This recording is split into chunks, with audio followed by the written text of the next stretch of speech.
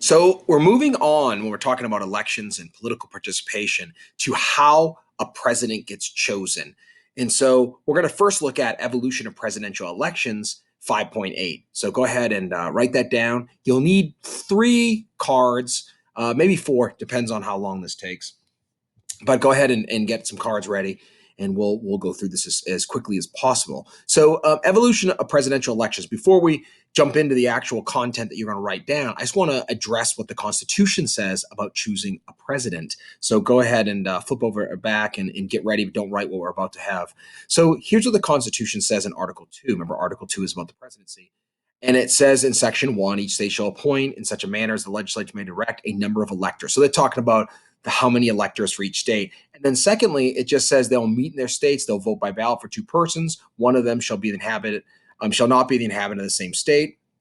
Shall make a list of all the persons voted for and the numbers of votes for each, blah, blah, blah, blah. The point is this: there's nothing about who gets chosen other than the fact that these electors get together and just choose somebody. Now, that was easy in the first 2 elections because George Washington was a famous American that everybody knew, and he was like overwhelmingly chosen, in fact, unanimously chosen as president. So there wasn't an issue. But after that, it was like, well, how do we pick these people? So let's look at that.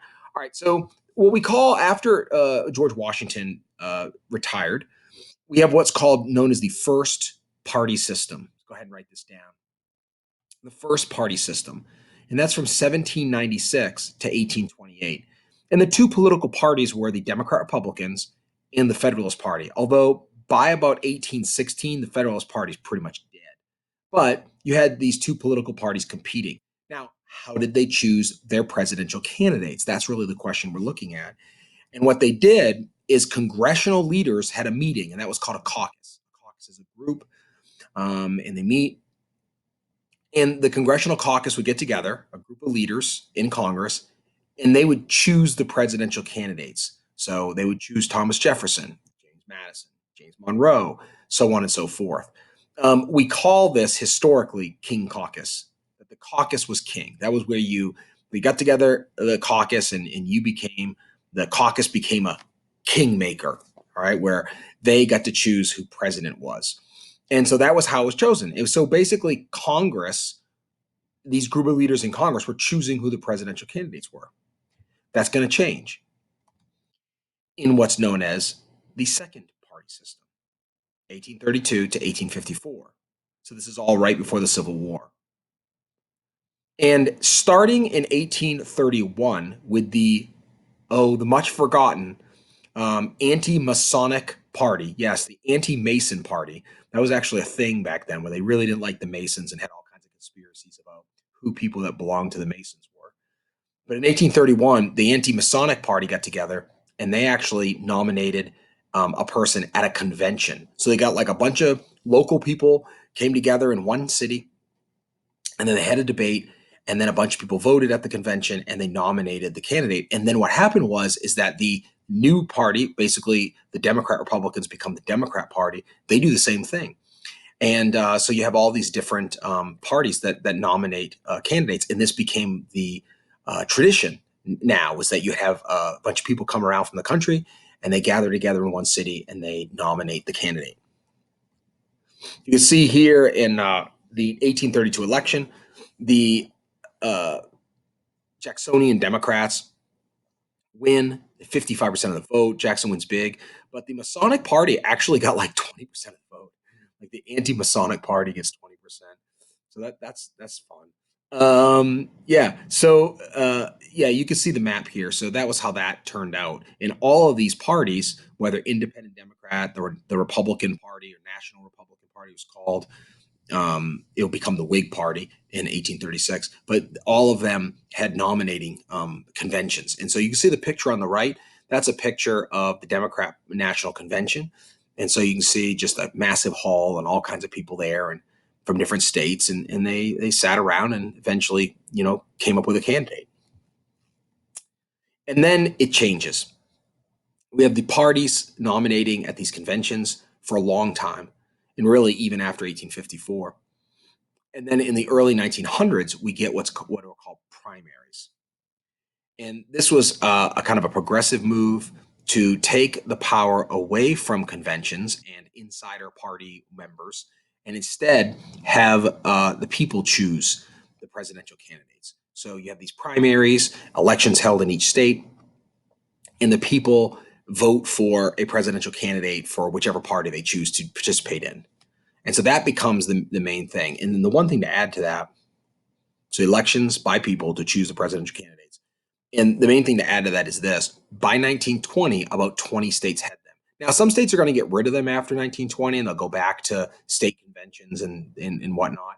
But it's going to really grow after the 60s. And that's going to be the primary way to become a president is you're going to have to run in a primary and win votes from people, not the party leaders, but now the just normal people who are voters for each party. So that becomes primary. So we went from King Caucus, then we went to conventions, and then we have people electing presidential candidates in primaries. And by the way, we do the same thing for congressional and senatorial candidates as well. And then the one big thing to take out of this is that primaries weaken the power of political parties. So parties are very, very, very powerful from 1832 onward because of these conventions that they had. And then they're really powerful into the 1900s. But once primaries grow, then parties become weaker. And one of the actual outcomes of this is that generally speaking, the candidates are maybe a little more extreme as a result of primaries because the people who vote in primaries tend to be more conservative or more liberal. Whereas political parties, when they would nominate candidates, have a little bit more of a incentive to make sure they have a moderate candidate so that way that person appeals to a larger swath of the electorate. This shows you the 2016 Democrat election. Yellow are the states that were won by Hillary Clinton. Green is the number of delegates that are won by Bernie Sanders. And you have to get so many delegates, and delegates is just a person who goes to the national convention. So national convention is still held today. It's just that all the delegates, the people who attend, are chosen through elections by the people, through primaries or caucus, which is, we'll talk about what that is in a second. And you can see that, Hillary wins a lot of the Midwest and South, and then Bernie wins a lot of the smaller states. But Hillary ends up winning the nomination in 2016. And then this is the 2016 primary election on the Republican side. And you can see Donald Trump wins 35 states and Ted Cruz wins 11. Interestingly, Donald Trump rarely actually won a majority of a state. But he'd win like a plurality. He'd get 40% or 35% or sometimes 30%. And that was enough to win because so many Republicans were running at the time. All right, now we're going to talk about actual, like a couple different types of primaries or a caucus. Like, so if you go to vote for a presidential nominee of a political party, like each state has different rules and laws. And so it's important to understand those rules. All right, an open primary, 5.9, is an election to choose delegates to a national party convention for a presidential candidate. So a primary, just to define it, is an election to choose delegates. Remember, delegates are the people who go to the convention, to a national party convention for a presidential candidate. And the delegates are committed to vote for the candidate that wins the state. So if Hillary won your state, then as a Democrat delegate, you'd be committed to go vote for Hillary. Republicans have about 2,500 delegates, as you can see in red. You don't have to write that, by the way, in red. And you have to win just over half, 1237. And then Democrats, there's almost 5,000 delegates, 4,763, and you have to win, over half, 2,382. And if you do that, then you win the nomination outright. It's theoretical that like someone doesn't win a majority in the primaries, and if that case, then they'll have to negotiate to get a majority at the convention. And by the way, also primaries are also held for congressional and senatorial candidates, which I mentioned earlier. Pause if you need to. All right. Open primary. So what does it mean by open primary? Why do we call it open? Open means that any registered voter can vote in it, whether a Democrat or Republican primary. So like that means let's say in Virginia, you're a Republican, but the Republican primary only has Donald Trump, And so you only have one person to vote for. So a Republican can go over and vote on the Democrat side and vote for one of the Democrats. They may vote for the Democrat who's the least scary, or they might vote for the Democrat they think will lose. But the bottom line is that an open primary means that a person of a different political party can vote in the other primary. An independent can either choose either one. But when you go to an open primary, you just choose the ballot you want. You choose a Democrat or a Republican ballot. Doesn't matter. Anybody can choose anything. Democrat can vote on the Republican side. That's open. 510, closed primary. You probably already know what a closed primary is because you just learned what an open primary is. So, an open primary, you can vote in either side. A closed primary means you only can vote for the political party that you're registered for. So, registered Republicans can vote for the Republicans and Democrats on the Democrat side. You would have to change your registration, usually at least 3 weeks before the election in most states, in order to vote in the other in on the other party. But you have to, so whatever your registration's for, you would vote on that side only. So it's the same purpose as an open primary, so choose delegates.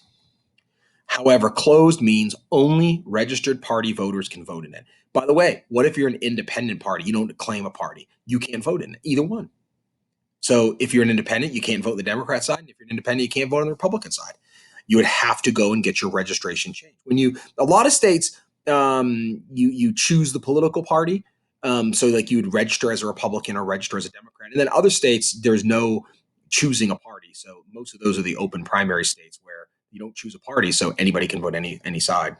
And by the way, there's a lot of debate about that. Like, is it fair to have registered Republicans or conservative Republicans, whatever you want to say, voting on the Democrat primary, or having Democrats or liberals voting to choose the Republican nominee? A lot of people see this as very unfair and only causes mischief. Um, Here's a map of closed, semi-closed, and open. Semi-closed, by the way, means that if you're a registered party member, you can vote in the primary. You can't vote on the other side, but if you're independent, you can vote in either one. So an independent could choose Republican or choose Democrat, but a Republican cannot choose to vote on the Democrat side or vice versa. That's what means semi-closed. Open primaries, you can see just different places across the country, the far north, the south, typically. Closed primaries are kind of mixed all over the place, and then you have other options as well. All right, and the last thing in this lesson is a caucus. And we already talked that a caucus is like a party meeting because you had King Caucus where they chose the presidential candidates. Now we have caucuses where people meet in each state to choose a presidential nominee or to choose delegates to go to the national convention to choose the president. It's 5.11. So this is a little bit longer, so you might need to pause if I go too fast. So this is a local party meeting to choose delegates to a national party convention for a presidential candidate or potentially a congressional or Senate candidate. But it's a local party meeting. So if you, in your town, if you were a caucus state, your town would have like a local Democrat meeting or a local Republican meeting, and you would have to go to this meeting. It wouldn't be like a primary. A primary, you just show up and vote. Like you literally just walk in, grab a ballot, vote, you walk out, you're done in 2 minutes. In a caucus, you actually have to go to a party meeting. Like you need to, they'll check you off. Oh, you're a registered Republican. Okay, yeah, you're allowed in. Oh, you're a registered Democrat. Okay, good. Yep, you're allowed in. You're not registered. Get out. All right. And so you have to go to these meetings, and then there's a debate, and debate takes place. Sometimes several hours of debate. So people stand up and give speeches on behalf of candidates. So people stand up and give speeches on behalf of candidates, and you sit and you listen. So speeches on behalf of candidates are given, and then people vote. And then whoever wins the caucus based on that little voting, by the way, you're voting right in front of everybody. Like literally, they'll take people and might take place in a high school gym. And then they separate everybody. Who wants Biden? Who wants Warren? Who wants Bernie Sanders? They separate everybody into these groups, and then they debate and give speeches and see if anybody switches. And then they have a vote. So like everybody knows who you support. Whereas a primary, like no one knows who you're voting for. You just go in, do it privately, and then you leave. This is like a lot of commitment, and that's why only the most dedicated party members attend.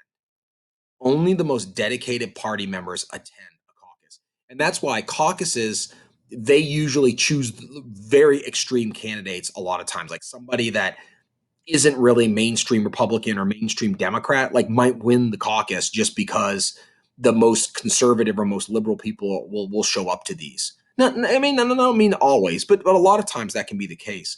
Much more so than a primary, because you don't have to dedicate a lot of time for a primary. You just show up and vote and leave. But a caucus, you have to be really, really, really committed to show up to one of these. They're pretty intense. All right, so that's a caucus, open primary, closed primary, and then like a little bit of history on how presidential candidates are chosen. You got to study it, work hard on it, do the practices. Thanks.